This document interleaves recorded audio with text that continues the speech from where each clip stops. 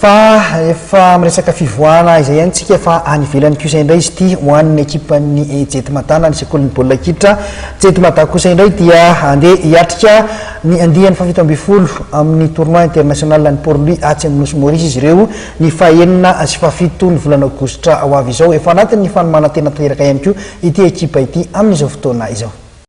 Andray anjara amin'ny andiany fafito amby folo amin'ny tournoi international de Port-Louis ny ekipan'ny Jety Matana. Ny mpilalao zandriny ho an'ny sokajy U13 sy U11 no hiatrika izany faninanana izany ny 9 sy ny 7 aogositra izao izay tanterahana atsy amin'ny nosy Maurice. Efa ao anatin'ny fanomanantena tanteraka izy ireo amin'izao fotoana izao.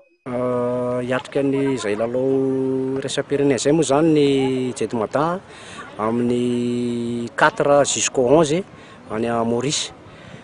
Fanomana zany efa ela dia ela moa nandeha fanomana satria misy lista ho apetraka zany mandeha satria misy nombre ny ankizy mandeha dia efa presque efa hita daholo zany le nombre n'ilay ankizy mandeha fa efa vonona ny club Jety Matana zany amin'ny tournoi international io.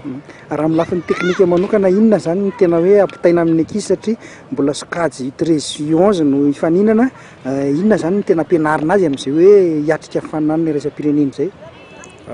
Tena zavatra lehibe amin'ny fampianarana ankizy moa tsisy afa-trany amin'ny base ihany aloha.